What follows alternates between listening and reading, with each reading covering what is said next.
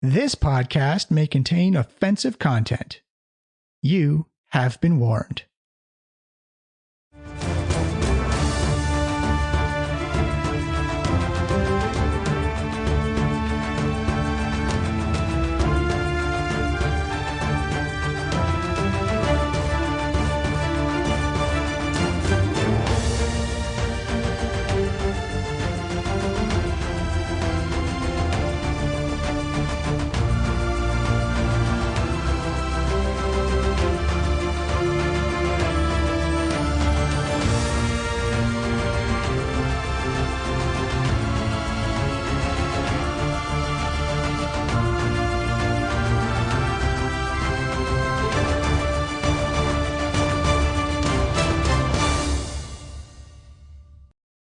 Hello, everyone, and welcome to the Diecast podcast, Dragon Echoes. We are finally back. We are in the peak of summertime, and we have some new faces and some familiar characters to come along on the adventure with us.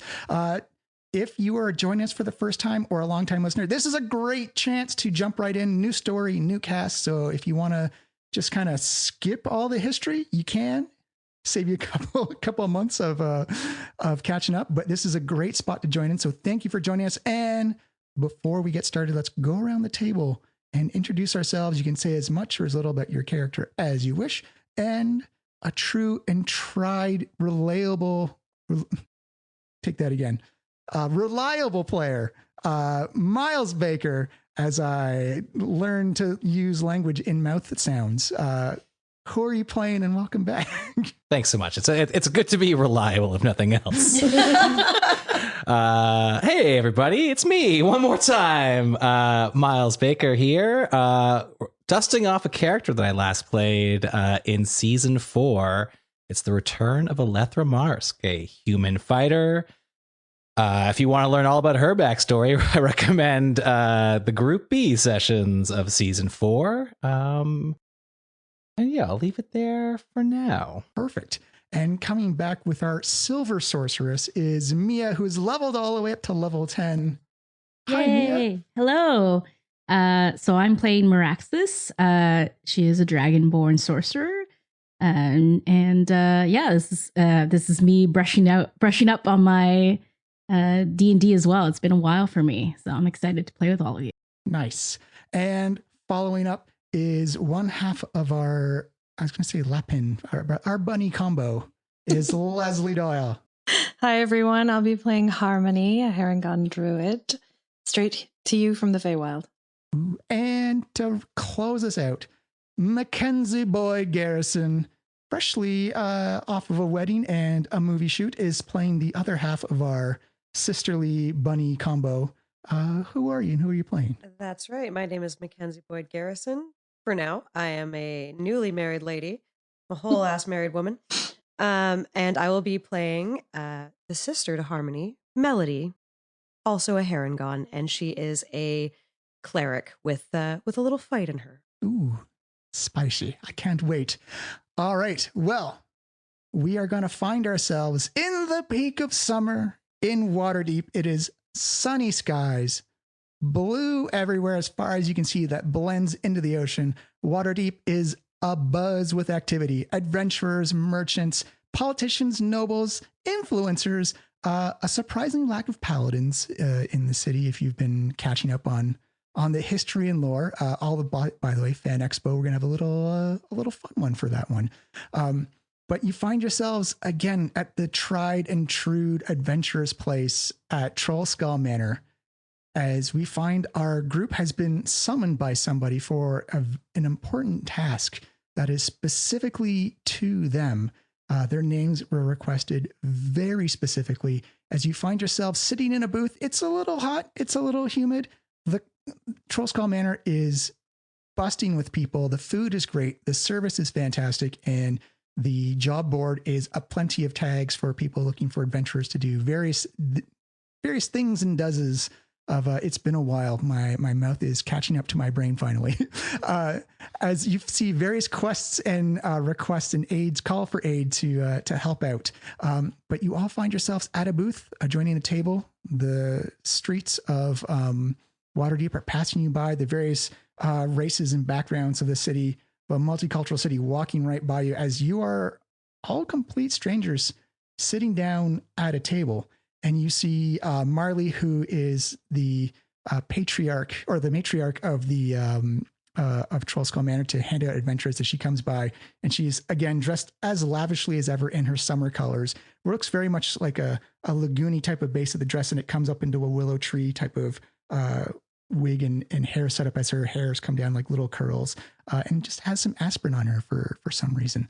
And she says, my darlings, I'm so glad you could make it. We've had a very peculiar request for all of you. I've seen Meraxis before, but the other three are new to me. But if you just wait right here, and I will bring the person who requested you to you. It was quite forceful, too. It was almost a little annoying in my line of work. They were very persistent that it had to be you four. So if you just remain patient, I will bring them to you right now. But thank you so much for showing up. You've done me such a big favor. Anything for a tree? Oh, you flatter. As she hovers away. So, by name, but we don't really know each other, right? No. I mean, I know you. Obviously. You don't seem like members of the Knife. No. I've worked for Marley before, but definitely new faces here.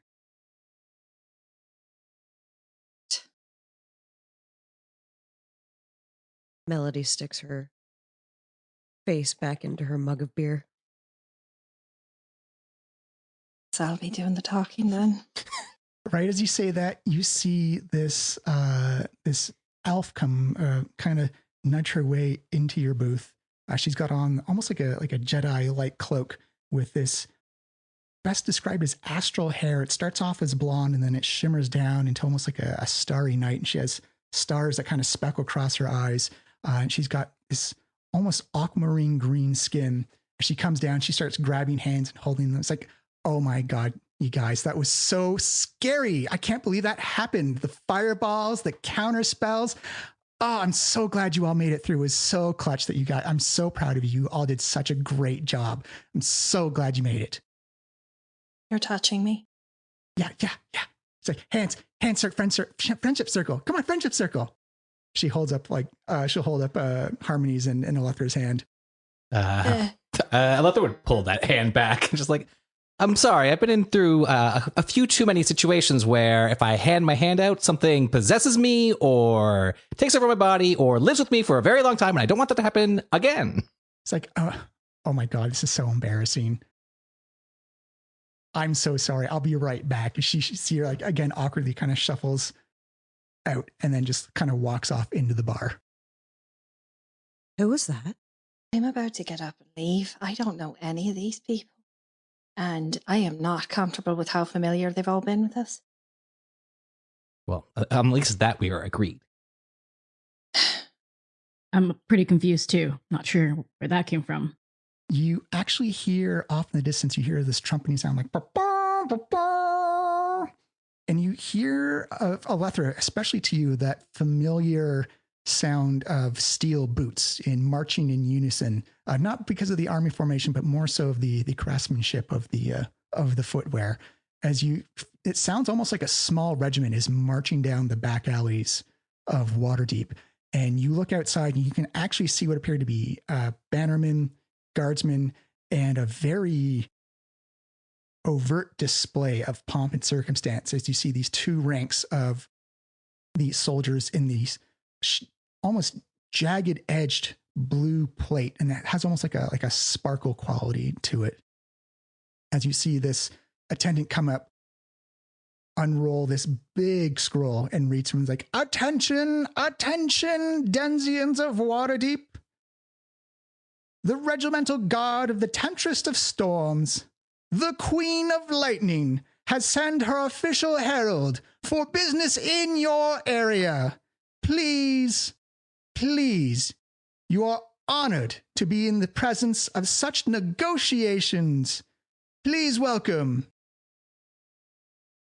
the Lightning Guard. As you hear more trumpets go off and a lot of confusion from the people in the streets as you see this man who has a very ornate and ceremonial helm removed. And it's got very much a dragon motif to it as he comes in and he bows and shakes hands with Marley and it's escorted inside Troll Skull Manor and is brought to your table. But you hear the wood on the floor is almost like bows and creaks under each step of this man. And as he gets closer and closer, you can actually see he's actually a half dragon. Meraxis, you'd know a little bit about this. Dragonborn are born, but half dragons can be created through magic. They can just be created by spending enough times around. There's a million different ways that half dragons happen, but they are definitely a part of a draconic bloodline, or they absorb it. Is any of this familiar to any of us as far as the titles or his looks or? Yeah, I just rolled a 25 history check on Lightning Lord. Absolutely. And you can roll me, everyone else can roll me a history check as well.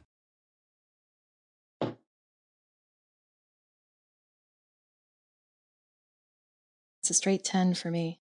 10. Anyone else? Committee assistant. I got a 12. Oh, no, I got a 16. Ooh, a 16. Or a flat Oh, zero. I'm a on flat that. 0. Yeah, so it doesn't really matter. You never know. It's a 6. Okay. So 15 or higher. So Alethra and Harmony. No, I'm Harmony. That's Melody. Don't start getting us mixed up. It's going to happen right off. There's an initiative order Right coming off down the the hop. pipe. That's going to happen. That's going to be a thing. So Melody and Alethra, you actually do recognize it's a name you've heard in passing. You heard it mentioned a lot during the Dragon Wars, back when the Cult of the Dragon was trying to take over or bring Tiamat back to the world. She is an ancient blue dragon who lives down by the cliffs, and has quite a bit of her big thing is she doesn't necessarily have a treasure hoard of gold coins and gems, but she collects high art. So she'll collect sculptures, paintings, fashion. That's kind of her thing, but she is definitely a dragon of prominence and a dragon of notoriety. None of it good. She's got quite the reputation for carbonizing people who've displeased her and then using them as ornaments to show off fashion inside her lair. And what were these guys called again? The Lightning Guard. Lightning Guard. As you see this half dragon come sauntering up to you, and Miley says,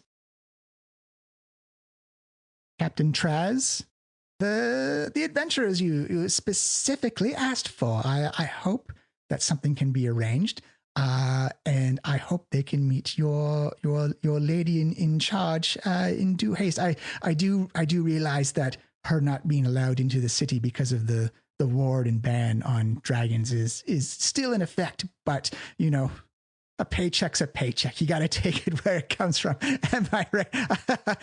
I'm making this more awkward than it is. I will leave you two to negotiate. As you see her again hover off, but a little bit of concern in her eye as a bit more pomp and circumstance than she was expecting, that she will probably have to answer some questions later on. Of Of course I do. And thank you. She says, or you see Captain Traz say, so you are the Alethra, Meraxis, Harmony, and Melody. yes, I'm now seeing the connection in the joke. That is not as proper as I would like for ceremony's sake, but maybe she enjoys a laugh. We are in need of your assistance. All right, so you have all of our names, but we don't even know why we've been brought here. Your names have been specifically requested by her lady, the Empress of Storms, Izera Binstra. Izzerbinstра. IZZ. Instra. That's a mouthful. That's why she prefers to go by the Empress of Storms.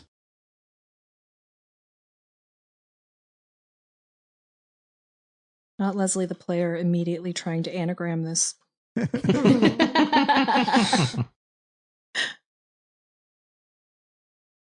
All right. So requested for what exactly? That I do not know. She did not share that information with me. And if she does not share information with me, it means it is of the dire and utmost importance. What I can say is that she will give you a leviance of 10,000 gold just for simply meeting with her in her lair. No promises, just straight up 10 grand. Ka-chunk, as he drops a big satchel of gold coins onto the table. But we haven't met her yet. No, this is done to garner good faith and trust. She is a chromatic blue dragon, which do not have the best reputation among the mortal races, the bipedals, if you will. So she is reaching out a claw in good faith in hopes that you can work out a deal together. And how do we know that we won't be turned into the next piece of art for her massive gallery installations? Well, I can guarantee you that unless you become one of her consorts, you will not become a piece of art. Oh, okay. I've got a lot of faith, so I'm in. Go where you go. I just need the money. Oh, I suppose. Great. She has arranged transportation with one of her dragon sages. We will be teleported immediately. Ugh. Would you please step outside? This is still into Faerun, correct? I'm not teleporting anywhere else. This is just down the coast a couple 100 kilometers. I'll roll an insight check. Same. I do not like teleportation. It's quite against the nature. Shite. That's a dirty 20. Dirty 20? Oh, that's a 22 for me. 17. 15 or higher is good enough for basic geography. Is that her lair it's actually closer to where you've been before, Lethra. It is down the coast, closer to Chult on the mainland side, in the southern, more arid areas. And from what you know is that she actually has a colossal lair built into the side of a cliff. That the main entrance you have to be able to fly or climb down into. But you do imagine that there will be some magical shenanigans if she's sent one of her own personal mages out to retrieve you. But we believe that this is a safe way of transporting. Oh, yeah, as safe as it can be. If it's magic wise, I'd say actually, Mirax, give me an Arcana check. Arcana. Okay. And then D20? D20, Okay. correct. 10 plus 3, 13. 13.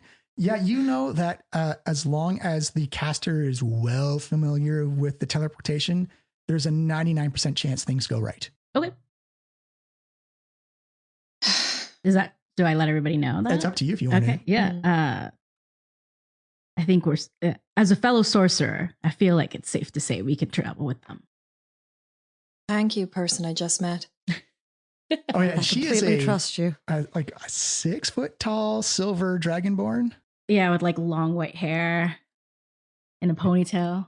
Oh yeah, Lethra is actually pretty short. She's only 5'4". Has a skull mark on the back of her right hand, but is in like plate armor. Has a pretty funky looking shield on her back. What company have we gotten into? Huge. Holy shit. Oh yeah, how tall are you guys? Yeah. We're small. Oh yeah. They're We're small classified as small. We're And bunny-sized. so what does that make us? Under 4 foot probably. And I've got a pretty thick cloak, natural made. You can't really see much of everything we've got on us because we keep it sort of close. So you've actually been standing in this booth like probably However, the whole time. right. Like on the seat. Standing on the But seat. you'll also notice we look exactly alike. There's not a thing that you can tell between us other than our clothing. Yeah, I look like her. I've got a shield. I also have a shield. Oh shit! Look at that. When'd you get that Mine shit? looks different than hers. Right. Is I'd there say one my defining stuff- trait between I the would two? say my stuff has a slightly more green tinge to it, whereas hers might be slightly more blue. I Mine's a think little more blue and purple. hers is like a bluey green, and mine's like a greeny blue. Okay. Completely separate. Right. totally different. Totally different. I'm Harmony. I'm Melody. Very easy to tell us apart, really. Well, as you heard, my name is Alethra. Well, this will be interesting. I'm Meraxis. Totally Good too. anticipating a Freaky Friday situation coming up. No, I don't no, know what I you're have a talking about. question. I'm wondering, so, since this is a blue dragon, chromatic blue dragon, what's usually the relationship between dragons? I'm a silver Yeah, dragon. you're a metallic dragon. Metallic dragon, yeah. So the relationship between chromatics and metallics is not good. Okay. But for a brief breakdown of the lore, at least in our world, is that when the Dragon Wars happened at the Well of the Dragons, which is kind of like the elfin burial ground for chromatic dragons, they all got summoned there by something called the Dracohorn, which kind of mind controlled them all and put them into the service of the Cult of the Dragon to resummon Tiamat. It did not affect the metallic dragons at all. And metallic dragons and chromatic dragons have been it's almost like dragon and giant type of relationship. They do not like each other. But just from your own draconic heritage is that after that, the chromatics have been in a stark decline. They took a massive hit after that war. A lot of them died. A lot of them got scattered. A lot of them got turned into Dracoliches and taken back to Thay. And subsequently, because the lack of chromatic dragons and the increase in adventurers has caused adventurers to kind of gang up and take down individual chromatic dragons. And chromatic dragons do function mostly solo. There's it's exceptionally rare that chromatic dragons will team up with each other. There's like a famous pair of twins just north of Baldur's Gate, of two twin black dragons. And other than that, they kind of keep themselves isolated and don't work with each other or even with inside their own colors of the chromatics. They kind of keep themselves separate. So the fact that a ancient blue dragon is asking out for help kind of makes sense, given that chromatics have had a big, tough time surviving after the war. And the fact they specifically asked for metallic dragon, it stands out as not normal. It is definitely, you get the feeling it's one of those extreme circumstances require extreme action. So it's reading to you as desperate. Yeah, definitely. I'm kind of, I think Meraxis is kind of going in for the plot. She wants the money too. She's rebuilding her life, but she wants it for the plot as well. It's very, it's, now that I know that the lore, it's like, yeah, I want to know what this is all about.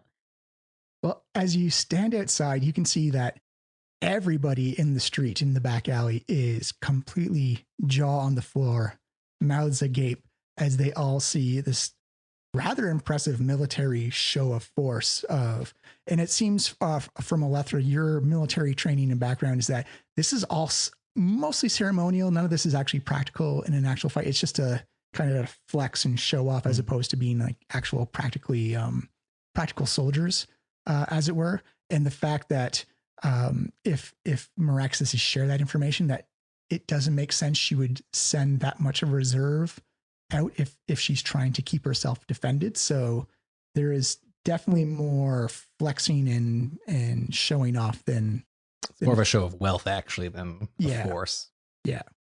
You see a slender half dragon in long blue robes, and you actually can smell a bit of ozone on him. He just kind of crackles a little bit. He's like, "All right, are these the humanoids we're taking back to her empress?" Like, it is. It's like, "Oh, we got bunnies. Cool." Hold up. What is the elf with you? Elf? What elf? The elf with the twilight hair that held all our hands. Is that not part of your crew? You see Traz check his scroll. I see no elf here at these bunny dragon human. Saw her too. That can't be a shared illusion. One thing at a time, I guess. Are all humanoids like this, like you a little aloof and unconnected to reality? Because that's a little concerning. If I you're gonna- resent being called a humanoid. I don't know what you're talking about. All right. Well, hey, more statues for later. Can you summon the portal so we can all get out of here real fast? The city stinks. You see the slender half dragon. Like, all right. I don't actually say this normally. I get to show off a little bit because I'm here to show off. It's like, and you see Traz nudge stiffly the half dragon mage. He's like, okay. Alakazam, alakaboo. I'm going to teleport all of you. And then he just kind of does the somatic version. And you see this lightning portal open up in front of you. And you actually see this very kind of coolish breeze come back at you as you see the portal between two places on the same plane open up, and kind of the wind and the light kind of mash and mix with each other as you feel kind of like this breeze come blowing out, and you see dust and sand come blowing out from the other part of the cavern. And it is actually quite a beautiful sandstone carved cavern on the other side with little sconces of lightning that kind of like, it doesn't look dangerous, but it's casting off a bluish greenish light. Like, well, her lady awaits, if you will, and step through the portal with the rest of us. Miraxis, I guess, takes a step forward and walks in pretty confidently. At this point, I'm scoffing a little too at the little portal opening, and like, oh, amateur. It's not a classic teleportation spell. So like, it's not like that kind of like that pop change reality. It's actually a smoother, much more first class luxury. Oh, okay. So maybe not amateur. Maybe it's like, okay. Yeah, it's not a sudden change. It's like you control the pace at which so you more go. nodding and approval then. Like Miraxis is like, hey, we're going high class here. Yeah, you see that first class trip. The cloak tab dragon has his arms like, yeah, that's right. I did that. Look how awesome I am. Harmony takes Melody's hand and nods. And we hop out. Right. And Alethra would don her shield first, secure it on her left arm, and then walk. I will say for Melody, give me a nature check. Or sorry, Harmony. Oh, here we go. It's happening again. It's going to God. happen already. Episode 1. I'm going to mark it every time now. You That's keep track at home, that's okay? 2 now. Oh, that's an at 20. Alethra is wearing what's known as a Spellguard shield, and it is made out of the shell of Flail, snail, something like that. yes.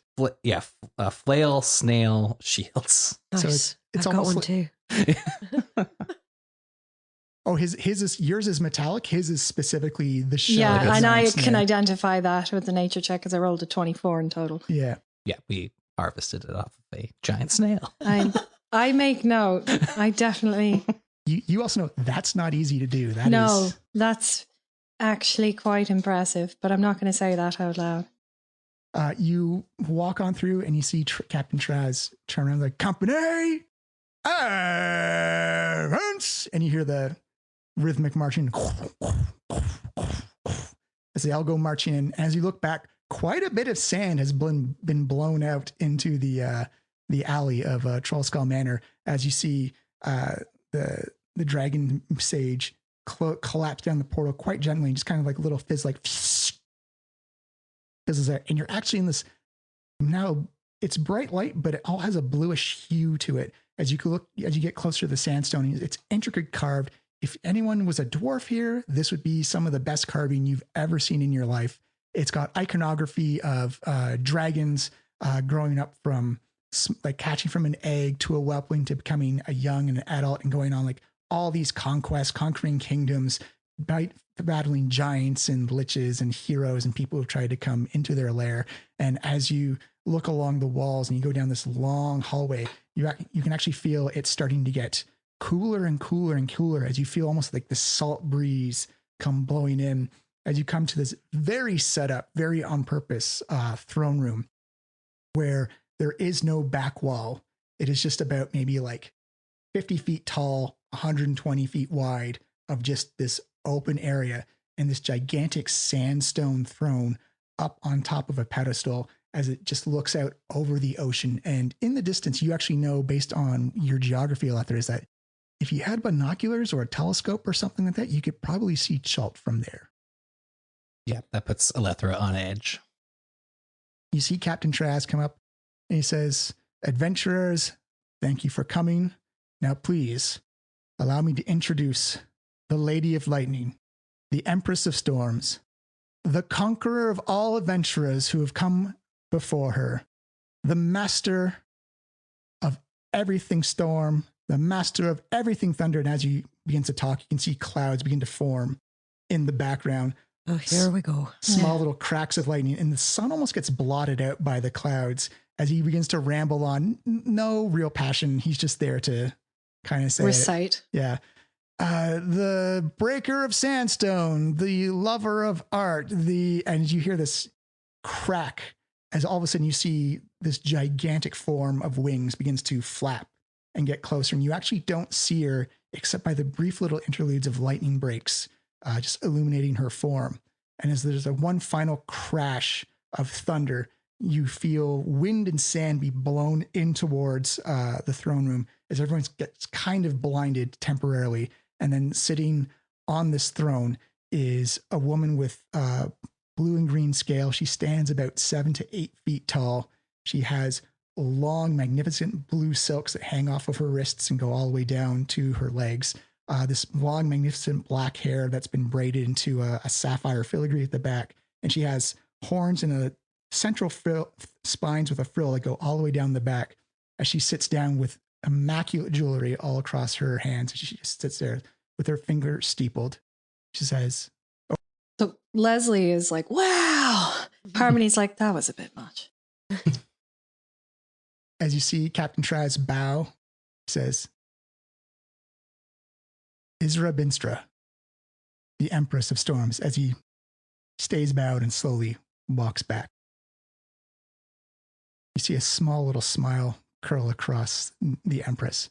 She says, "Grand adventurers, welcome. It is rare that I have your type inside my lair and not having you for lunch at the same time." Well, that's a nice thing to say to your guests. Well aware, thank you. Meraxis crosses her arms and she's like, "Rare indeed." You are one of the main choices I've had. I am in need to reach out for assistance. Our kind has not been doing well recently, mostly because of adventurers like you. Is that so? Fair enough. The chromatics have been in decline, as it were. Our kind have not been doing well since the Great Dragon War. The Dracahorn has had many hidden consequences that we were not expecting or not ready for, and the armies of Thay have claimed many of my brothers and sisters and taken them into their own undead ranks. And I imagine we only have, you see her kind of do the math, 147 years left before that deal expires. The deal with the Thayans, you mean? Yes. A non-aggression act, if you will. And yet they grow their ranks with the bodies of undead dragons. Seems like a blink of an eye to someone of your stature. It is, and even faster for someone who does not have to worry about the end of life through age. So, what are we here for? As racist and as bigoted as people can be against dragons, we are not all the monsters we are made out to be, especially those of the blue flight. The one thing we actually do put above everything is family. And my family did not do well after the Dragon War. I lost many relatives. In fact, the only remaining relative I have is my son. Harmony looks at Melody. I can relate to family. One of the reasons why you specifically were chosen. His name is Mezzirstra. Ezziristra.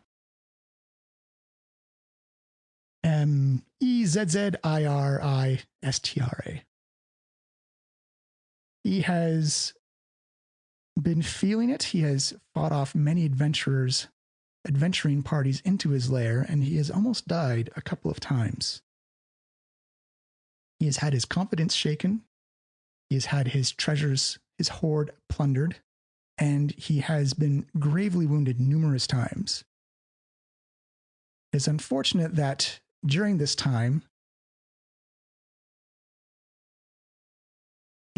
a former Thane wizard, a rebel wizard, one who fought against the Liches, has been enticing him, has put a worm in his ear, and is trying to convince him to become a Dracolich, to join his side willingly. Now, for anyone in tactics or strategy or family, taking one piece off the chessboard and moving it to the other is quite disadvantaged, or is quite dangerous. I've given you a deposit of 10,000 gold. I can handsomely pay you in any currency you wish afterwards. But the thing I need from your group, your lot, is to convince my son not to join that wizard.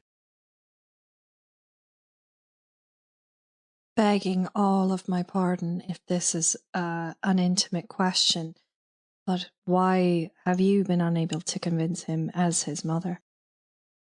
Because not all sons do what their mothers say, despite it being very good advice. I need an outside source. But why would he listen to a human, a dragonborn, and two hair people?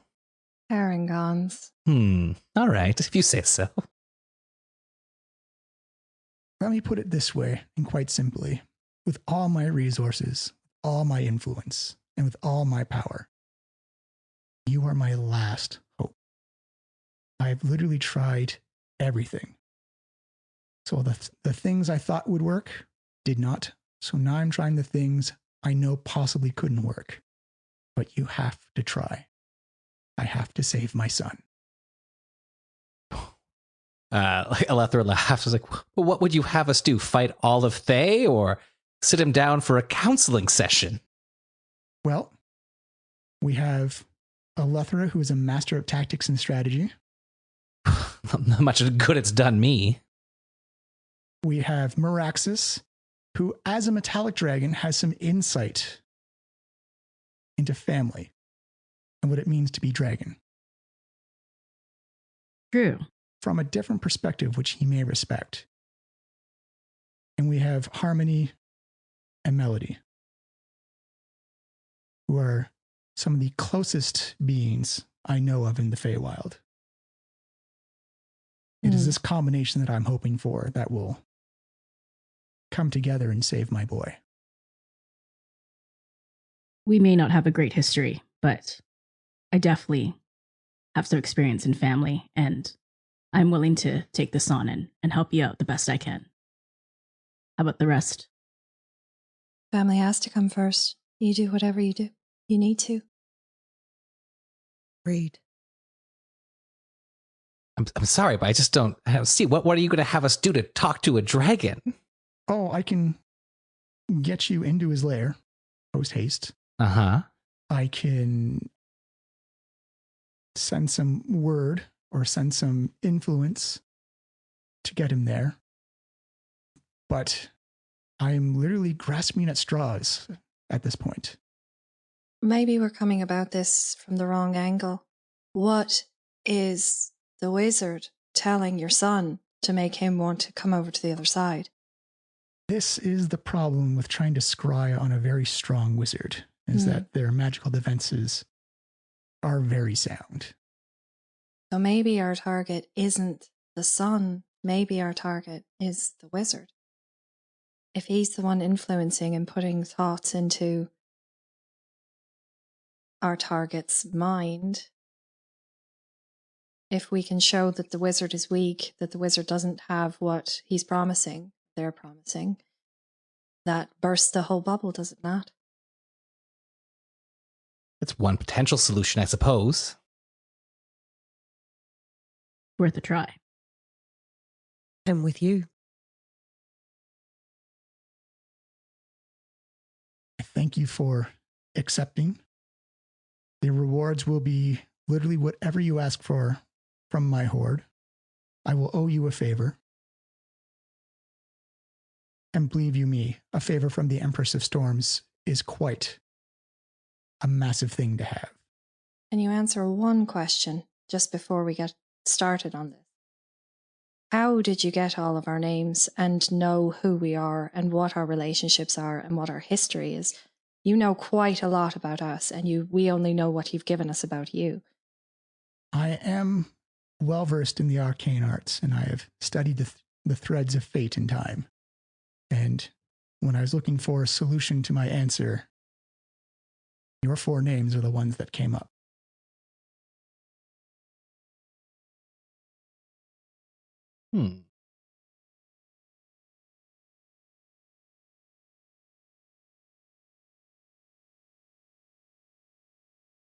So you would have us start by appearing like adventurers trying to attack your son? Oh, no, this is where I become hands off because everything I've tried up to this point has not worked. I can get you close to his terrain, to his area, but the rest I will leave up to you. I do not wish to influence fate more than I've already put my claws onto it. So is he going to be aggressive? He may be. I think some reconnaissance is necessary.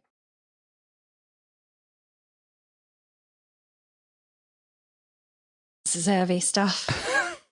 But Welcome back to the season. we're in it. Well, before I go anywhere, I must send a letter back to Waterdeep if I was to not return before nightfall. Absolutely. And you have free reign of my lair here. You can see and touch anything you wish, just as long as you don't take anything without permission.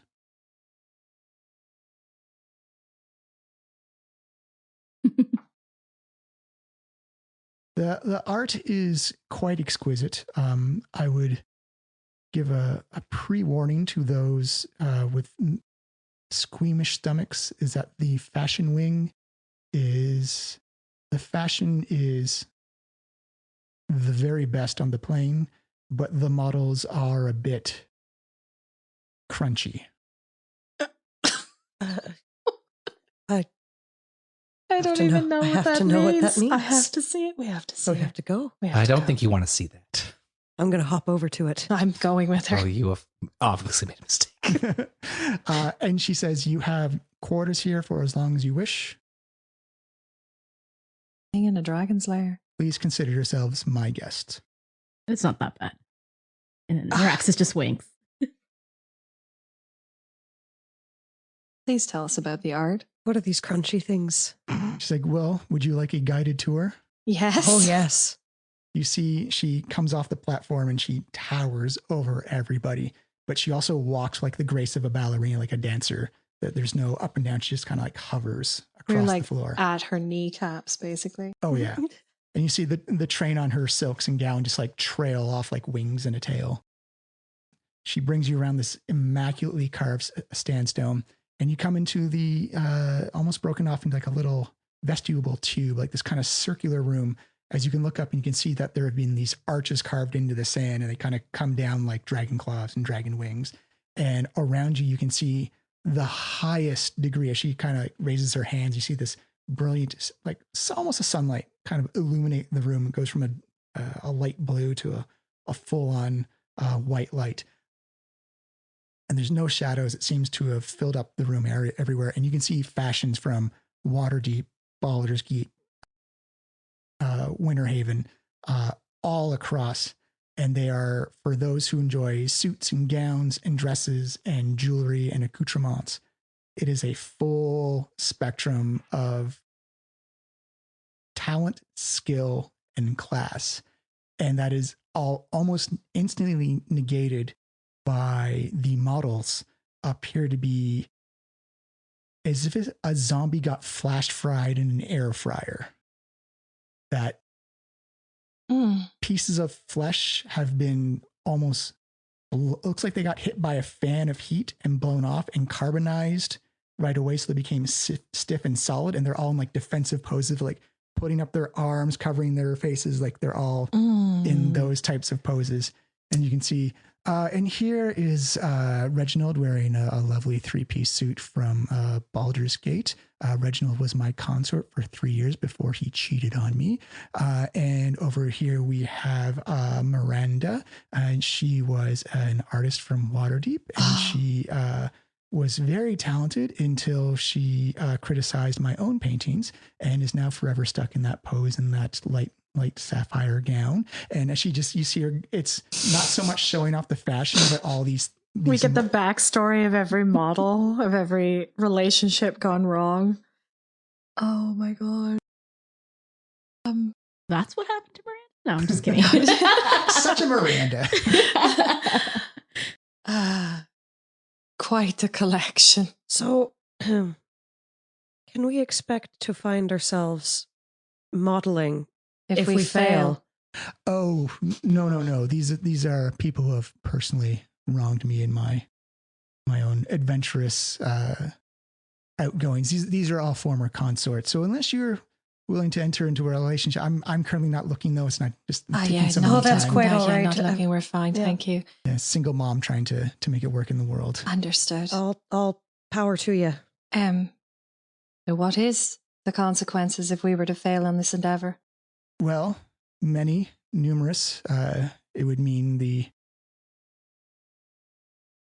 increase in size of the Thayan army. It would be one less blue dragon in the world, and my uncontemptuous rage.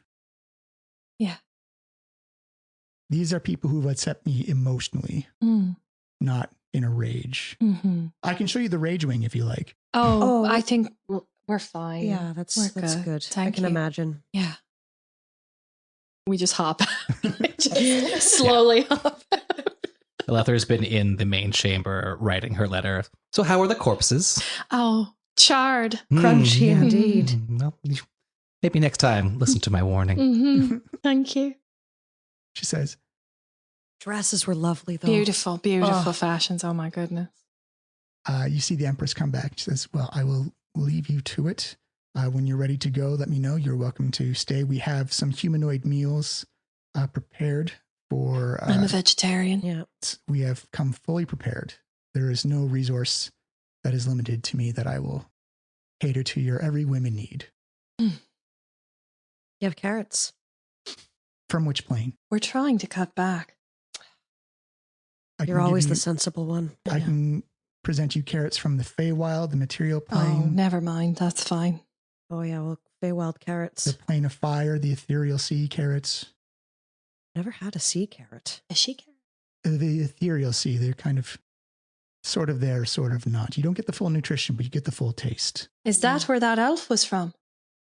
I'm not letting this go. What elf are you talking? Can Have I you describe seen- to her what happened and whether or not, see if she has any recognition in her face, if she's touched the threads of fate and time. She looks at you completely. She's like, I have no idea who you're talking about. Give me an insight check. 28, not 20. Nat 20. You can see she has a look of bewilderment and confusion. You get the feeling that the things you've said have greatly confused her beyond doubt. She cannot connect the what you're saying with reality. That elf had more familiarity with us in that 3 seconds than she does, and she's touched the threads of fate and time. Did we collectively hallucinate her? Oh, No, she definitely touched my arm. you're the only one who had the beer. Must have been a good beer. One To make us all hallucinate. Yes. Part of my journey has been to be sober, so I can tell you that was not a vision. One mystery at a time, I guess. Let's go convince a dragon to not be dead. You see the Empress takes your leave, and then because you're talking about her, and just as the Empress leaves, you hear just from around like, "Oh my God, everybody! I'm so happy you're all okay." She's like, friendship circle." As you see the same elf come around the corner from a pillar, she's like, "Oh my God, that was so scary. I'm so glad you guys are okay." Like that fire. Sorry, stop talking. Whoa, whoa, whoa. Stop. Who are you? What are you? Where are you from? Oh my! I'm so sorry. I'll be right back. No. No. As you see her go around the pillar. What? Can I hop after her? I'm trying to cast. do? something. I'm hopping after her. And she has disappeared around the side of the pillar. Can I see invisibility? If you have that spell? I do. Absolutely. Yes. You cast see invisibility. There's no invisible. Well, I can confirm I definitely saw her. You do detect though that there are magical wards that are invisible to pick up intruders and detectors. You get kind of like this is kind of like the home security system of the lair, and they Right. seem to be in the deactive state right now. But they're just there, just so you know that you've seen them. Okay. Mm-hmm. I mean, do we tell her? Do we That tell she the was in Empress here? of Storms? I don't think we just talk to many people about an elf that only we can see. Yeah, maybe not. She's already put her faith in us way more than she should have, potentially. Why are we the only ones seeing her? And how do they know us so intimately? Friendship circle. I've never been part of a friendship circle in my life. To be fair, they don't necessarily know us well. They could be all an affront and a bluff. Sometimes creatures you meet just lie to you. What? Yes. No, I'm kidding. It happened to me once. I have a headache. She had really pretty hair, though. I just want to ask her when she gets it done. Hmm.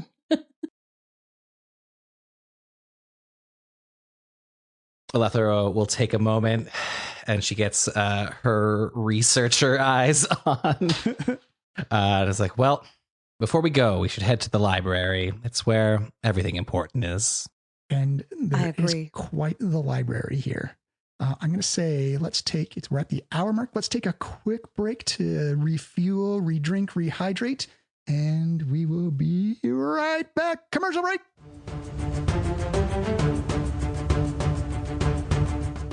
Hello, everyone. Welcome to the break and welcome to the new season of the Diecast podcast, Dragon Echoes. It's been a while, so thank you for sticking with us. If you're new to the series, thank you for joining along. We've been off for quite some time, almost a whole year, but we're finally back in the swing of things. Real life happens. Long COVID took a longer to recover than I expected, but we are back. And we are telling new stories, and we've got a whole bunch of new stuff coming at you, and we're really excited to share it all. So this is just going to be a quick one before we get you right back into the rest of the adventure. First of all, new theme song. Hooray! It sounds amazing. Thank you to Andrew Lozon. We'll have all his details in the post, and we'll be spreading across social media. He worked very hard to give us an epic and orchestral new sounding theme song. I love it. I hope you like it too. It is so cool, and it kind of just sets that new vibe. And we have a new website. www.thediecastpodcast.com is our new home. If you go to the old Flying Lizard Studio one, it'll just automatically redirect you there. But we've got an awesome new website. And thank you to Joey for making it, designing it, and creating it, and making it just look cool and sleek and simple and interact with everything else. It's going to be a lot of fun. So big news. We are back. You can find us on all the social medias at the Diecast Podcast. We're going to be sticking to Threads a lot more now, maybe some Blue Sky. We'll still post on Twitter to keep things just in the routine, but I think we're going to be jumping over to Threads and Instagram and TikTok a lot more now. On our new website, you can find us at thediecastpodcast.com and any app that plays a podcast. Some important news coming up. Fan Expo is around the corner for Toronto. That is August 24th or August 23rd to the August 25th. And we will be at the Canadian Podcast Awards booth. When more information becomes available, we will share it with you. But I will also be part of a panel on DMing and GMing and how to make a better storyteller, tips and tricks. That will be on Saturday, August 24th. At 12:30 p.m. in room 715B. That's in the South Building, just above the escalators up from the main vendor halls. It's going to be myself and Dane and Niall from No Quest and from Comedians and Dungeons, and it's going to be a great time. So if you have any questions about how to be a better DM or GM, or you just need some tips or tricks on how to make your game run smoother, we'll be there to help out, share experiences, and hopefully make everything better. I think that's it. Just a quick hi and hello, and then jump right back in the episode. We'll be having some. So I think that's it. We're going to make this one short and sweet as possible. So let's jump right back in the episode. Thank you so much for coming along for this season. We're so glad to see you. We hope you enjoy the new theme song, the new website, and everything else. Drink some water. Tell a loved one how you feel. And we'll catch you soon. All right. See you next week. We are back from our break. Welcome back. This lovely little start off that I have created is doing exactly what I wanted her to do. And I love the chaos it's causing already. But we find ourselves back. Alethra has just finished her letter, is on her way to this massive library inside the dragon lair of the Empress. Does anyone wish to join her or wish to venture off and look at other things? There is the portrait gallery. Meraxis wants to go check out the portrait gallery. Yeah, absolutely. All right, we'll do Alethea's research. We'll do some portrait gallery, and if the twins want to do anything, just let me know. Intercede at any point. Alethea, you make your way to the Draconic Archives, and you actually see the Dragon Sage there. That it's just kind of like a little glowing ball of light, and it's like really like just kind of like fizzing and crackling, not really an aggressive form of lightning. He seems to be there scribing away, and he looks up and he's like, "Oh, you don't see too many humans reading. Well, welcome to the archives." One of those reading humans. Yeah, Alethea eats that remark with her face. And then says, "The Empress of Storms has assigned me to a very important task related to Mezestra? Sorry. Menezirstra. Mezirstra. Not what I wrote. Not what I wrote either. Menezirstra? Mezzir. Oh, I missed the N. I missed the N too. Sorry for that. I was like, mezzanine. Yeah. Menzistra. Kind of want a Blizzard dragon. I want to keep the dragons in the same family, so get the names. Mm-hmm. She definitely got the name correct, by the way. Yeah. I for sure. am not as smart as Alethea is. So I will be requiring information both about him, his domain, the lands near him, including maps, topography, and the history of the area. Oh, wow. Okay. Yeah. So do you need help with like finding this stuff? Like your eyesight must not be good because you may have mistaken me for someone who actually works here.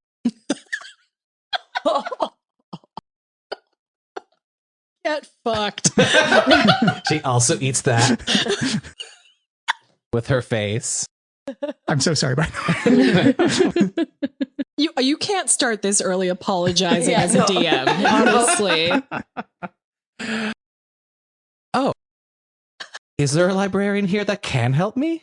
I can go find them. I mean, you could have asked nicely and I would have helped you out. It's the polite thing. Well, you're a humanoid, and I get, decorum isn't your forte.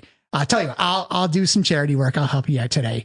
So you need maps and history. As he holds up one of the books, and I remember they work like this, and he opens it up in front of you, and it's got text on the inside, and you use your eyeballs. Thank you. Yes, thank you so much. That would be just the cat's meow. You see him just kind of smirk a little bit and goes toddling off. You see him start to mage hand a bunch of like books and scrolls off the shelves, and he actually does have like a full family lineage of the Instra line of blue dragons. And he hands it over to you. He shows you some topographical maps of the domain of Menezirstra. Sorry, I'm choking on my own words here. My own. If it isn't the consequences of your own actions. Ever since Matt Mercer did Pervon, I've been very conscientious to make sure how I name and pronounce my things. And now it is coming bitten me in the ass. I've said a name so impossible, not even I can say it. And you notice that his terrain is actually a little close-ish than you expected. It's maybe about a couple of days walking, a couple hours flying. It is kind of like a swampy, like right as the desert begins to turn into swamp, still in kind of that blue dragon terrain domain location where they like to keep things close to either like exceptionally dry or something that's humid, just to show off their abilities. But you do see that as you go through the lineage of the Istra line, is that there's a lot of X's and a lot of lines just stop. Like it is almost a catastrophic amount of, like when Captain Traz was talking about there's not many, or when the Empress was talking about there's not many blue dragons left. There are not, especially in her line and the associated lineages of chromatic blues. There's, by your count, maybe 25 that remain. And a lot of them are also young. And those are a lot easier to kill than adults and ancients.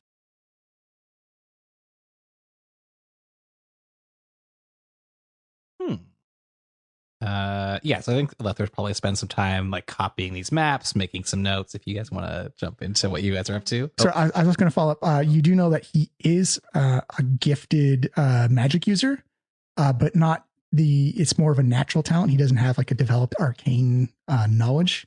In fact, you see actually a couple of like notes in the margins, like mom kind of helped to help him out with this magical thing. Had a little help getting these archives installed. Like, he seems to be magic smart, but not book smart. Harmony's going to hop in quickly and just grab any maps you have and take about 3 seconds with each of them and then go, right. And then put it away. And then, right. The next one. Then put it away. Each one you put away, I look at. There. Pass it on to you. And then I'll put it away. See, I knew bunnies could read. Humans, this is all new to me. They're way slower at it, honestly. I'm absolutely fascinated. This is true. It's like watching someone paint. I could watch this for hours.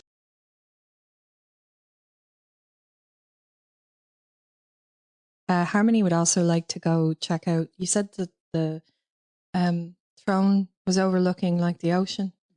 Could I go and see that, like, overlook? Is it like on a cliffside overlooking the ocean? Like, is it opens up? As you poke your head out, you can see it is a sheer cliff up and down.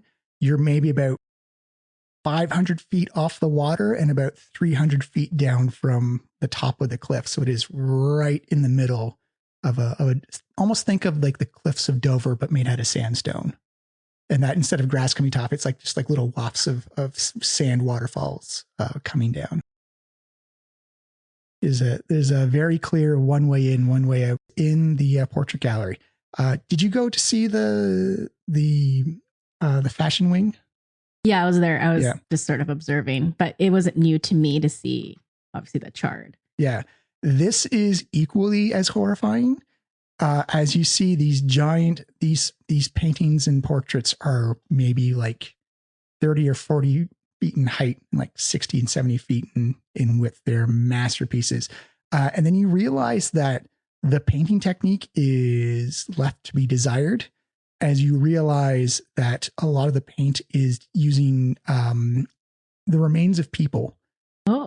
And that you get the idea that it's almost if Jackson Pollock had a bit more form and structure style to it, where it looks like someone got exploded by lightning in a certain direction to create like a certain pattern on a canvas, but they'll paint out like landscapes, cityscapes, portraits of dragons in their humanoid form, portraits of dragons in like their draconic form. But you can, every now and then you say, oh, that used to be part of a cheekbone. I think that used to be part of a rib, and just black smears of ash and carbon, just like.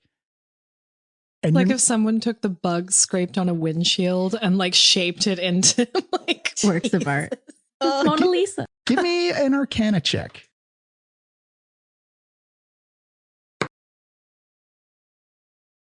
19. So you can tell that there is actually color variations, and you start to like, wait, if it's lightning and it chars everything black, you realize, oh, she or got whoever created these pieces must have had some type of like coloring agent and then put that in their breath and zapped the person at the same time to change and add different colors and effects. How incredibly creative. Everybody's so creative. Her hoard is an entire art gallery. So does it have any inscriptions below in some of the pictures of, because you mentioned that there's like people in like dragon, like. Yes. Yeah. Okay. They do have like these little golden plates that are entirely in Draconic, which you can of course read. Yeah. And they are just entire lines of the Instra family line of blue dragons and like cousins, grandfathers, grandmothers, and various other just like it could almost be its own section of the gallery, just how many different family lines of the blue dragons. And you actually see almost like a small little plaque kind of written in the middle that says in memoriam. Yeah, that's what I was not hoping to see necessarily, but yeah, I was there for the port. As someone who's gone through before taking this adventure, finding my own family, there's like a bit of nostalgia and a bit of sadness in seeing this, even though, yeah, every once in a while that, you know, the jawbone that you see stuck there is like, oh yeah. Yeah. Still made out of someone. You do get that feeling that she is taking these losses very personally. There's a lot of almost like a Van Gogh blue period. Like there's a lot of sorrow and there's a lot of grief being poured out, and by her style technique, probably a lot of anger as well. Yeah, you get the feeling she's not a dragoness to be tempered with. No, yeah, definitely needs therapy. Yeah. Oh, yes. And oh wait, this painting's made from her last therapist.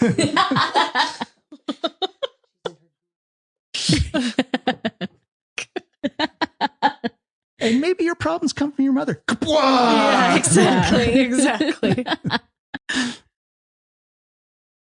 It is extensive. There are scenes of historical moments. There was the scouring of Waterdeep, the assault on Baldur's Gate, and there actually is. It's probably the most recent one is the battle at the Well of Dragons, and it is this massive mural of this volcano, and you can see what appear to be Dracoliches crawling out of almost like an open wound in the ground.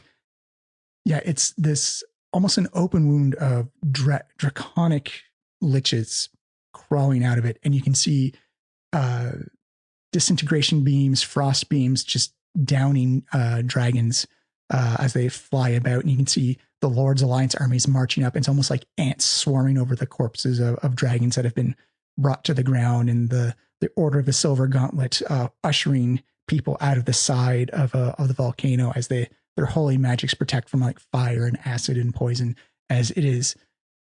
As a silver dragon, you kind of feel like, oh, they're getting their asses kicked. And then you realize you kind of get that little bit of sorrow, like, oh, this is not a majestic scene. This is the scene of trauma. This is a scene of loss and of mourning, that they took an absolute monstrous hit that you're not sure if they'll be able to recover from. DM, what have we had any experience with dragon liches and what do we know what that entails and what it means? You would know what it entails. I don't think you would have seen one in the Feywild. You'd know like the different dragons of like gemstone dragons, metallics, chromatics, stuff like that. But Dracoliches are, and there's a difference between like a undead dragon, like a zombie dragon, and a Dracolich, where a Dracolich, you kind of have to choose to do it a little bit. Like lichdom. Yeah. Yeah. And it makes you, if it enhances their spell casting ability immensely, they get a phylactery, they get almost an immortal extension on life, and power levels shoot through the roof. And we would know that? Probably. You would know in your experiences, especially as it probably one of the most abhorrent things to the natural world is lichdom. Got it. And just imagining the power of a dragon combined with the power of a lich is probably. Yeah, I think for Harmony, it's almost like with the family element, is one thing, but the unnaturalness of that. Yeah, and it's definitely one of those things that stands out to you is that it's the choice that they make. It's not a. There's very few cases in lichdom of people being forcibly turned into a lich. It's 99.999% of the time it's they actively sought that out. May I ask what a lich is? Absolutely. So a lich is a powerful undead creature that is essentially immortal, and the process is you create this vessel to hold your soul in it, called a phylactery or a soul cage or a soul stone. And you literally rip your own soul out of your body and you place it into this vessel to keep it safe, so that you essentially, if you are destroyed in any way, means, or possible, that you will regenerate in a couple of days afterwards. Form of immortality that a lot of magic users sometimes. Yeah. You're literally forsaking your own physical body to embrace magic and necromancy. And it's kind of like being a Sith. Like it's sort of, it's bad regardless. Yes. Yeah, Okay. absolutely. And it's it's not an infinite source. You do have to power yourself on soul. Souls are usually the thing that liches will feed on. And that if you do not feed in a certain amount of time, and by a certain amount of time, centuries, a long time, you can devolve into a demi-lich where you're essentially just a floating skull of a lich, where you're still a lich, but you're very underpowered, malnourished on the scale. The kingdom of Thay is run by an arch-lich named Sazir Tan. Saztan. Yeah. Okay. Yeah, he did a big uprising and took over the Thayans and essentially turned it into an undead society where the undead are the main citizens. And if you're living, you don't have as much rights as the undead do. Lore dump in the first episode. That's the best time to do it. Yeah. Yeah. It's good absolutely to find true. out what your character knows versus what you know. Oh, definitely. Yeah. Yeah. So in the library, I guess Alether will ask, so how long have you guys been on the plane of Faerun? Well, Long enough. fair enough. That's very vague. We had to learn our disciplines, and both of us had a bit of a wanderlust, not gonna lie. So it happens often in families like ours. We all leave home and find our ways, kind of thing. And we just happen to find our way together, as we always have been. I go where you go. And I go where you go. So like 2 weeks, 3 weeks? No. What is time? Time is a bit tricky when you're Yeah. talking about Fae. But It's not though It's- in Faerun. There's you're days right. and nights. this is true. This is very true for you. Yeah, a while now, Yeah, I'd say. I've lost Yeah, track. we've honestly, we don't keep track that much. But we've been in Waterdeep now a few weeks A few weeks since we in got the call, Waterdeep, yeah. and then we go where we need it most of the time. That must be very nice for you both. That is It is what it is. Yes. almost identical to my Herringon paladin Archie. Really? Just goes where he's Yeah. needed. But we go together. Always. He now actually has a trail. Sorry, I'm rambling, but he now has a traveling companion that does the exact same thing. Sorry, I was like, oh, Herringons are the same. I mean, We're a litter. And so, what's the game plan? I mean, like, full draconic cards on the table. We don't get a lot of visitors, so and I'm a bit of the gossip of the lair, so I just like to figure out. Oh yeah, you tell me stories, I'm invested. So I'm already. We got 2 bunnies and a human. I am down. I'm here for it. did you know her son? I did. Well, I mean, he's still around. I mean, when relations were good. Yeah, I mean, they never were that good. I mean, it's kind of Dish the tea. What's the dirt? you see him look around, like, just so you know, dragons have very good senses of everything. There. So, you seem kind of like grimace a little bit. He's like, he's, how do you say it? He's a Nepo egg. Mama's boy. Yeah. But doesn't want anyone else to know that. And he's not the smartest egg either. He's not.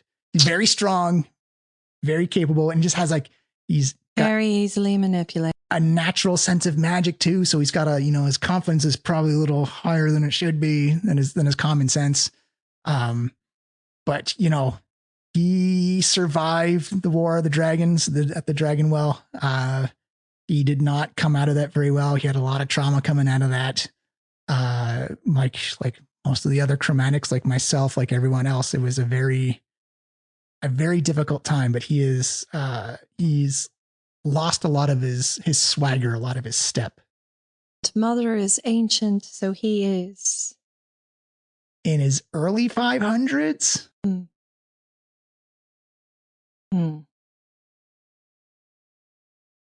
How would you go about convincing him not to become a Dracolich? I don't know. I haven't talked to him in a bit. I know his mood and it's gone downhill since the Well of Dragons. I mean, like everybody has. Like it's been insecurity. Yeah, it's not knowing about your future. It's like, and you've seen family members getting knocked off left, right, and center. So it's very tempting to want to bolster your own power. Yeah, protect yourself. To say if you can be immortal, then it eliminates a problem right there. They got this human thing. What do you call it? Snake oil salesman, where they sell you snake oil, and apparently it's not very good. That's not a thing. It's not a thing. Snakes don't make oil. They don't. No. Oh, I gotta read more. They make venom. Sometimes.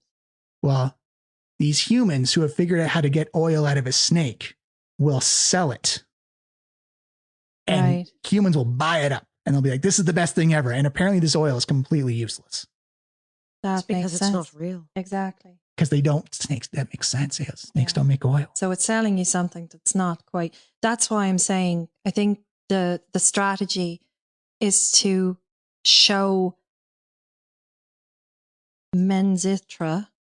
That's hard with his accent. Let's call him Menzie. Menzies. That's his new nickname. Yeah, Menzies. That's very familiar. Show that this wizard isn't promising what they're promising, really. Somehow show that they're a liar. Show they're selling snake oil. Right. Exactly. See, points to that. See, I'm getting your culture. Oh. Yes, snake oil is a vital part of my culture. Do we know if the wizard is with Menzistra? I think they've been in contact because the Empress is aware that something's going on, and I think she feels if she showed up, she would sway his decision in the opposite direction of where she wants it to go. It would push him away. Which is, I think, why you're all here, because it's kind of like that out of left field. So, do we know where we can find this wizard? Oh, the wizard? No. But you've got maps of where his lair is, and I can teleport you there. The first step in manipulation is isolation, right? Yes. He'll want to keep him away from anything that might sway his opinion opposite to what he wants. So, I'd say wherever the dragon is, the wizard might not be far. If we can pace it out. See the comings and goings a little bit. We can hop around the perimeter. Oh, it's because she's a bunny. I get that. Perimeter hop. The bunnies are funny. I'm glad you're with them. We are a couple of funny bunnies. And they got a rhyme scheme. Rhyme schemes are great. Don't have to tell them our nickname right off the bat. We just. Oh, I'm so sorry. But I can teleport you there. Honestly, I'd say maybe bring one or two, because all dragons have kind of like a retuing, like a defense force to fleece out the more timid adventurers or the more ill-prepared adventurers, so the dragons actually don't have to physically fight themselves. You may have seen our small little little ragtag band of half dragons that are kind of like perimeter defense for this place. If you make it through us, then you're probably tuckered out and got to deal with her. So he will definitely have the same. And their standing orders are probably going to be directly opposed to our standing orders. Shoot first, ask questions later. I can sneak in. That is not necessarily my strength, though. Is there a word or phrase that would allow us to identify ourselves as friend, not foe? Oh, yeah. What was it? It was,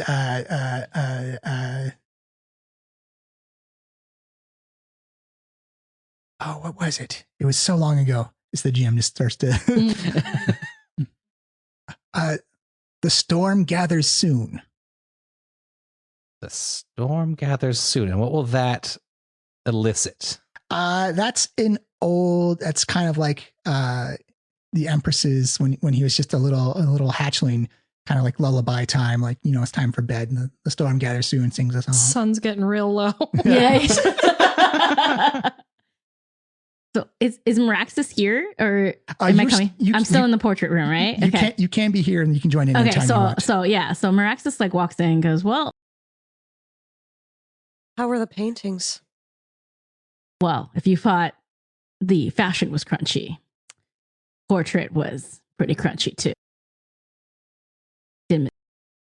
Oh yeah, she has commissioned and created some of her own pieces, and they're chef's kiss. They are very good. They're definitely something. They're definitely something. Give me an insight check. That's not as good, but it is a 17. 17. You can see he actually has sheer admiration and joy when talking about it. He has full Loves an confidence. exploded, Yeah, exploded portrait. like did you know that a lot of the materials for those paintings were actually adventurers who had been snuck into the lair and tried to take down the Empress herself? Meraxis like looks at everybody, like my fellow adventurers, and I figure. See, she knows. I feel like we've had less of a choice in this than we were led to believe. Yeah, I'm not surprised. Right. Oh, you don't want to get the Empress angry either. She's got a temper. I think she's a bit depressed too, so that's going to kind of like fuel it as what she. They should add that to her accolades, the temper of the Tempest. Yes. Probably. Yeah, we should put that on the start of the stationery. Definitely a theme in the portrait room for sure. So if we succeed,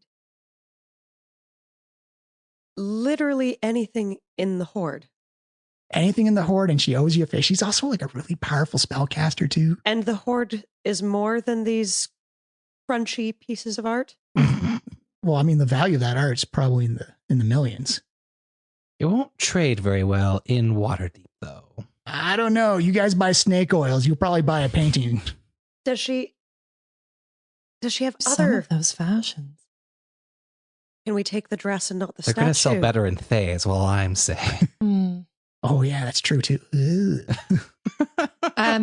DM, do we get our 10K up front now that we've met with the dragon? Oh, they gave it to you like right off, like, we've in a got, bag. We've each got 10K, or we have Just 10K to split? 10K to split.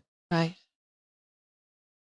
Yeah, and he's like, oh, I mean, she's got some like coinage and stuff like that, but like that's not her. Like, you want like a red dragon for that.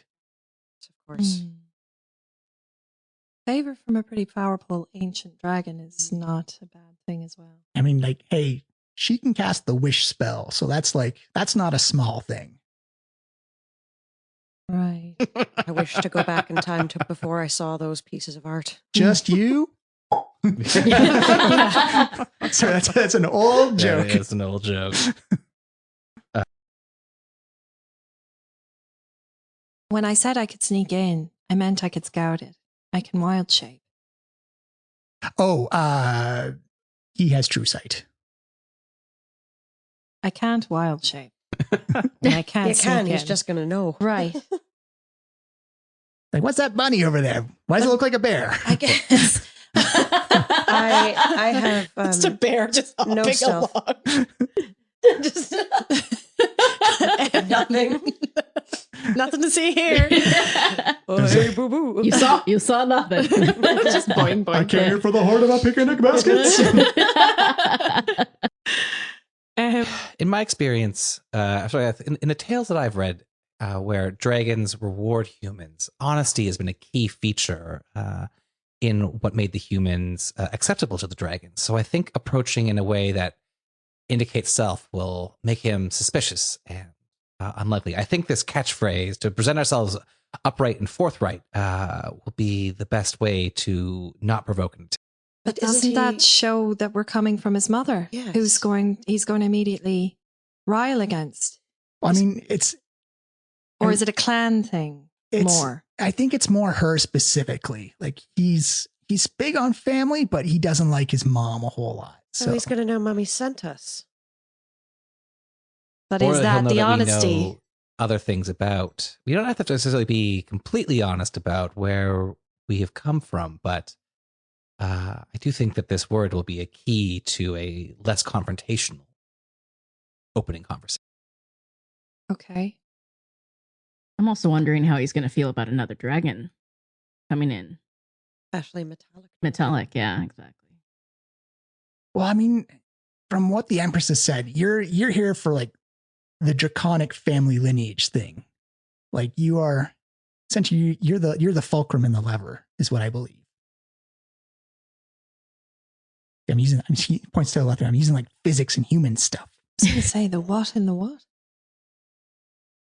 It's a tool that helps create more force. The kids love it. It's called a teeter-totter. It's the silliest thing I've ever heard. And I'm from the Feywild. Mm. It's essentially a child catapult, from what I can understand. Oh, that sounds more Oh, fun, that actually. does sound really Yeah. fun. It is kind of a child You don't see him around as much anymore. We should get a teeter-totter. Teeter totter. I like Get the one. word. Funny bunny teeter totter. But anytime you're ready to go, I can teleport you right to the front. I'm not going to teleport inside because that's kind of like stepping over our lines, but I can put you right at the front door. Well, do we have any other planning we need to do? I mean, Do you want me to ask Captain Traz for you? Because I'd say just come in with some muscle, just to like, you never know what those guards are going to do. sister's pretty muscular. Damn right. She's like, oh, that's a buff bunny. Thank you. Buff Thank you funny very bunny. much. I'm just imagining Mirax is just like looking down. Yeah, See him first like looking little bunny down. flexing. Yeah. Like, whoa. If it's like a No, cinematic like- shot, it's just like the ears are there and everyone's looking down like, oh, wow. We're saving on animation costs, everybody. For Mel's tiny size, her muscles are very impressive, I will say.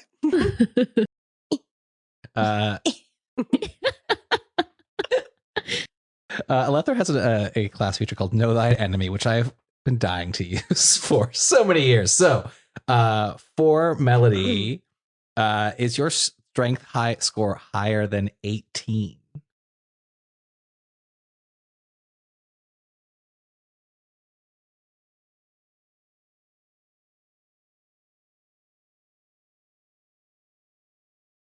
Sometimes. It's a very valid answer.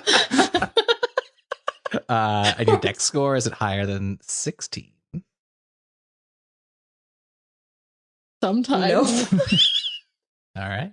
So I get 2 questions. That was not very illuminating. Like the rest of your questions for us. That was the best response. Is sometimes like, yep, absolutely. It's sometimes. I mean, it's kind of true for the dexterity as well. Happy to help. Yeah, very inscrutable companions. I'll give you inspiration for the pun. Yes. Oh, no, here we go. I will say, because the new edition is coming around the corner, I'm going to start doing inspiration as the way they're doing it is you get 1, you get it reset on a natural 20, and you can use it for a reroll of anything. Damage, D20s, NPC dice. You need a dice rerolled and you have inspiration, bam, you can do it, or you can use it for somebody else as well. So I can gift it. You can gift as well, yeah. Mm. But you only get 1, you get a max of 1, and anytime you roll a natural 20, you get yourself an inspiration point. or if you. I've rolled 2 nat 20s tonight. Oh, did you? Oh, Yeah. yes. Yeah, she did. So Yeah. I have 2 inspiration points, You or they just don't one. You stack. can only You stack just have one. one. Yeah. Okay. The bunnies are inspired.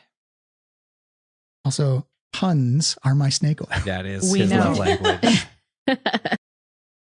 Comes into my chat. Writes every bunny pun of all time. You're gonna have a list. She's like, Which rolls ones it are we out. gonna whip out today? A scroll. But just as a side note, my friends were playing a game. They're playing a game of Humblewood. And in that, the sort of guard/cops are all birds. And so driving in the car, I went, cloaca. And because birds have a cloaca. And my friend freaking lost it. She's like, I'm going to use it in the game. Nice. Anyways. Got the Humblewood book up there. I want to play a game. So good. So he says, yeah, I can get Captain Traz to go with you. I can pop you right at the door. I'm not going to go because I feel you show up with like adventurers and a mage. Yeah, I think we're pushing some extremes there. All right. I just had an idea. What if we can offer this dragon something more powerful than lichdom? What if there's some sort of item, something that we could retrieve or promise some sort of something to outbid whatever this wizard is promising? I think that's a much better idea than a Dragolich. Because if we're going to go in and have a conversation, we have to have a point. We have to say, and we can't maybe in the moment prove the weakness of this wizard unless we have something more powerful than him or them. It is a good point. But what does Menzerstra truly desire? If his reaction to the Thay wizard is that he is seduced by this eternal life and perhaps the stronger side, what would be such an item or artifact that would Perhaps something that strengthens the bloodline, something that brings family. Do we find him a mate? Ooh. Love. Immortality Love. through your kids. Lineage. Not many blue dragons left, though. 20. So we're going to start a dragon dating service.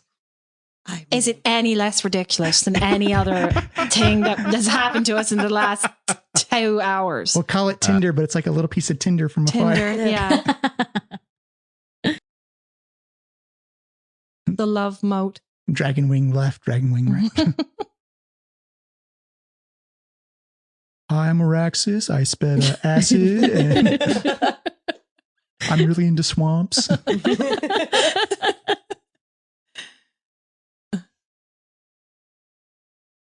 Miles' thinking face. Yeah, I'm thinking. Do you know where we can find any blue dragons? Pretty Oh, one. Pretty ones. Well, I mean, it's all subjective. The ones that Menzerstra would find pretty. within about 308 years of their age, you don't want to go up too high. Too Yeah. low. Too low, Yeah. yeah. I mean, There's it's- a window there. Didn't They you need to have things in find common. out that there's only like 25 of them left? Mhm. yeah. Yeah. Yeah. And you can't do red and blue, or like you can't. That's No. No purple dragons. no. That would cause the Caraphim. We can't do that. Mm-hmm. What about silver? Whoa. Again, we're Hey, not for me. Not for me. we're getting into some. Trying to take a sacrifice. for us. Actually, Take one for the Meraxis, team. give me a history check made with advantage. Okay. Didn't know you were a bard. Okay, 10 and I got a 0 history, so not a lot. You have advantage on it, so reroll it again. Take the higher Higher. of the two. Okay. Roll higher than a 10. Okay. Oh, 19. Perfect. Ah, yes, that's higher. So you do know that there is this kind of, it's pretty much unanimous across all flights of dragons, is that the dragons don't breed outside their flights. That's what I figured. Because you'll create a chromatic, like a literal chromatic dragon that is going to essentially bring about the apocalypse of the world. Oh, it's like a thing, the Yeah. whole thing, Okay. right? Don't mix the paint. Is yeah. Don't mix the thing. I like that. Is it true? So- Is it just a legend that someone started off? But it's in the lore pretty substantially. I mean, to speak on the side of chaos, a promise of a child that could, be so powerful it could end time itself sounds a little bit better than becoming a lich. I don't know. Certainly That's- more powerful. I think that's true as well. I think that's a really dangerous idea. I mean, that's All right. that's not selling the snake oil. That's like There's selling no the snake. bad ideas, only bad people. I Just think that's a trying to bad get idea. some I'm sorry. dragon I'll- oil. Fine. Dragon oil. Just want some dragon oil to be shared with other dragons. Besides, metallic dragons aren't into blue dragons. None taken. And the same with silver. I got an allergy. Oof. Quite rude. Alethra is going to make a investigation check and look at the library to see if there is something that would looking for like a book or an artifact or something like that that would like greatly empower a dragon. Hold. I'm going to touch you and cast. Wait, does ability enhance do this? Enhance that's I'm ability. also like so good at this. Don't worry about Uh, it. So good. All right. I have so many abilities. All right. That's You don't have guidance. I mean it's already a 27 and I can make it Okay. higher if I need Yeah, to. no, you're good. You're good. I was like, and I'll help. I was there I just too. stand beside you. Yeah, I have expertise in investigation. Okay. I'm a weird fighter. Gotcha. Surprisingly useful when trying to find the cure for the death curse. Yep. Studious. You actually begin to start looking around, and the dragon sage that you're with is actually starting to get impressed by you, Alethra. Like, oh wow, this lady knows. Books. This human knows books. I feel like I may have offended her earlier with that book thing. Starts to question all that he knows about humans. I wonder if that snake oil thing is true too. But you do see that you see obvious references to the Draco horn, which is kind of like a chromatic horn that can mind control every dragon on the material plane, which is quite huge and useful. But it has been long since forgotten and left inside the well of dragons after the whole Tiamat rising up. It's probably encased under about 1,000 feet worth of solid lava right now. Not destroyed, but definitely in a spot that's going to be hard to get to. There's a couple of other things known as dragon collars. They've been known by these kind of like in these archives, they have big like warning labels. Essentially, they're almost like collars that if you get them around the neck of a dragon, you can subdue them and you can essentially turn them into almost like a service animal, essentially like a mule or a dog or a cow or something like that, something that you can use to take control of. Service dragon. Yeah. They are giant in origin. So those are things that could control or subdue. Is there anything to empower? Oh, to empower? Oh, yes, absolutely. From the plane of lightning, any elemental stone, like any lightning shard, would definitely greatly enhance the power of a blue dragon. If a dragon was to fight in its natural element of say a lightning storm or a static shock prone area, like a desert, their powers enhance greatly as well, which is why you kind of get the feeling that this lady has chosen a cliffside by a desert to get both elements to be in her kingdom. Anything that would enhance and it seems to be a blue dragon specific thing, that anything that enhances lightning will almost amplify that power. And it can be from a small minor thing to a celestial item. If it has anything that enhances lightning, a blue dragon is probably want to get their claws on it because it will. So if we could promise to bring back a lightning shard or something like that to enhance their power instead of having to commit to being subservient of an archlich. Be more powerful than the people coming at you means you probably fight Right. them off easier. seems like what he wants is power, right? If he's feeling unsure of himself, if he's feeling weak, if he's feeling insecure. Power and control. Right. Well, I mean, like, I think felt like we've lost control over the past couple of years. Oh, many I times. don't know what you're talking about. We both look at each other. Right. So, do you want me to go get Captain Traz, and we can get Is this this little... a strategy? Like the strategy. It's a place to start. Right. Okay. So no dragon dating. I mean, I think that should be on the table. Okay, good. Let's put it as a far plan Put a B. pin in it. I mean, you'd be surprised what people are driven to do in loneliness. I'll go grab the captain. You guys wait here, and I'll be right back. You see the dragon mage or dragon sage walk off into the darkness, or it's a little dark around the archives. Can I have a quick gander around the library and just see if anything catches my eye? Just Yes, absolutely. while we're waiting. You don't even need to roll a perception check Okay. because you see an elf in this kind of leather cloak with like long and starry hair. It's had a like, feeling that oh was my coming. God, you guys, I'm so glad. Stop talking. Who are you? What are you doing here? Please tell us. What are you? Don't disappear. I cast fucking binding vines, whatever the fuck it's called. Hold up. Don't move. Hold on. Oh my God, where's my spell list? I went the wrong direction. Here we are. I cast Grasping Vine. All right, what's the spell save DC? Spell save DC is 16. That is a natural 20. Well, wait, I used my inspiration to make the reroll. That is an 18. Ah, Natural 18. Right. All right. As you see, you're like, oh, the third time, get your shit together. Okay. I'm so sorry. I'll be right back. Can I cast sleep on her? Oh, wait, she's an elf. Damn it. Yes, you can absolutely cast sleep on her. It's not going to do anything. You see her go behind a bookshelf and then disappears from sight. I'm going to go behind that bookshelf. She's gone. I think next time maybe come on a little less strong.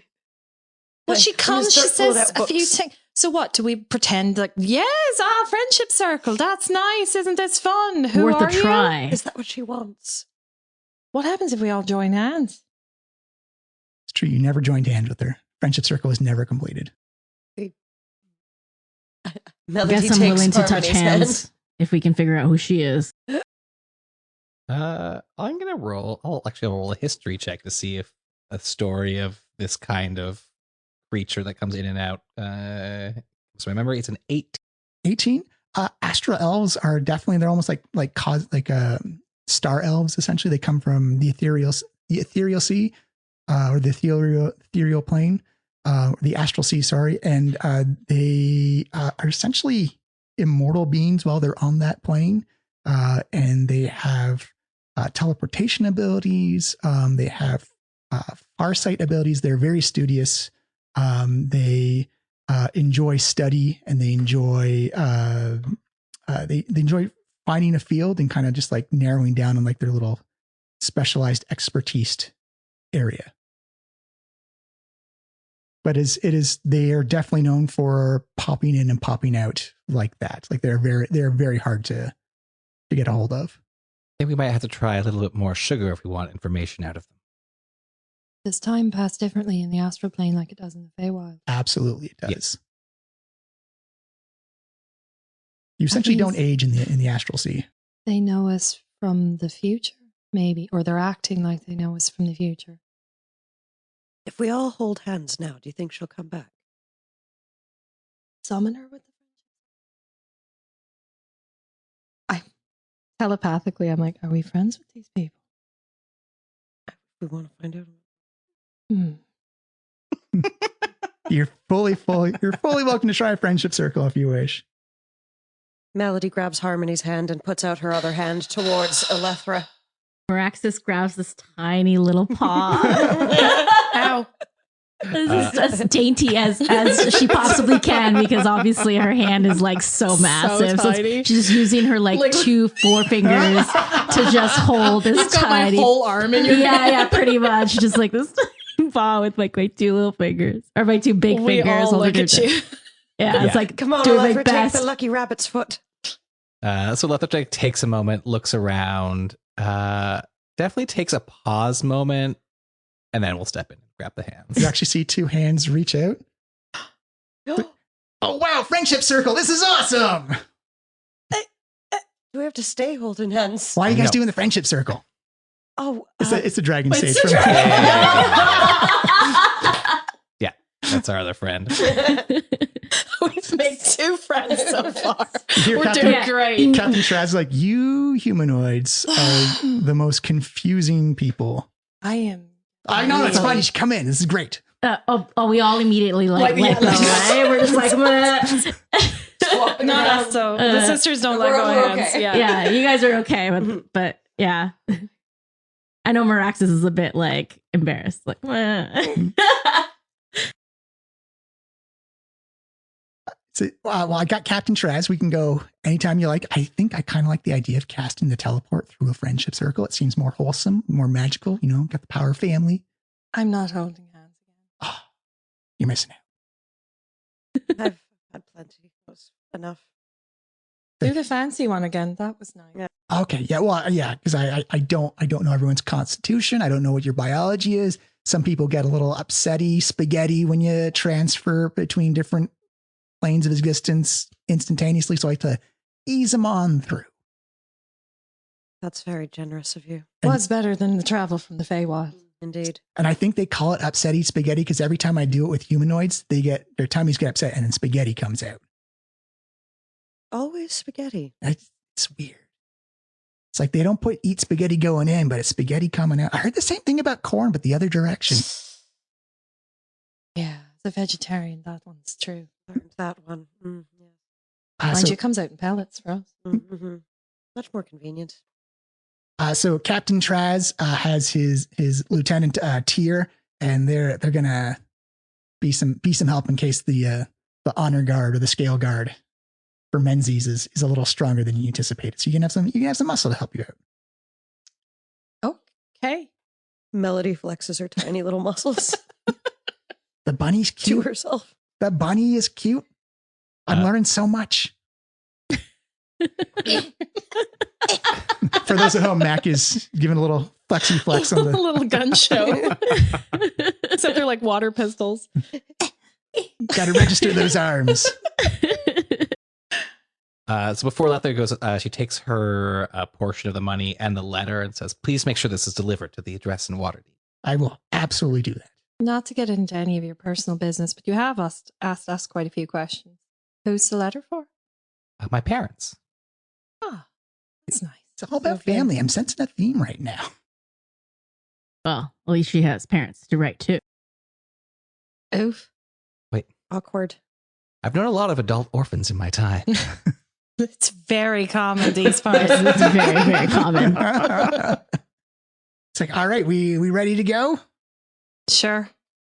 You see the Dragon Sage cast the portal.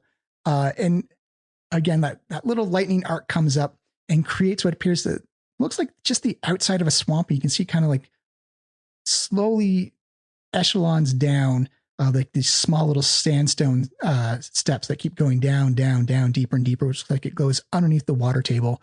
He says, all right, we just met today. I feel bonded with everyone, but good luck. You're helping us out. You're doing us a solid. So Captain Traz will keep you safe. But you're good people. I mean, you get a bad, humanoids get a bad rap. I mean, like you get the snake oil thing that I don't understand, but other than that, you guys, you're pretty all right. Still resent being called a humanoid. Agreed.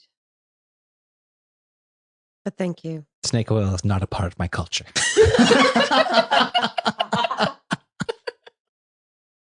You see him take that little notepad, like not part of human. I got it. Thank you. Thank you for the thank you for teaching me. All right. So where are we? You pass through the portal and it immediately gets humid, hot, and damp from this dry, arid dragon lair that you're in before. And you see Captain Traz and his Lieutenant Tyr come out from behind you. You see the portal kind of like close up and you see the dragon stage kind of bye as it kind of waves behind you as you look down and you see this entrance to a deep, dark, swampy dragon lair. And that's going to be, we're at 2 hours. That's where we're going to leave it for today. For next episode, as we jump into the Menzies lair. The dark, damp hole in the swamp. The swampy Puppy logs to Menzies lair. Thank you, everybody, for listening. Thank you for playing. Thank you for coming back. I think this year is going to be very good and very special from what we've done so far. So thank you so much for everybody. We will see you next time.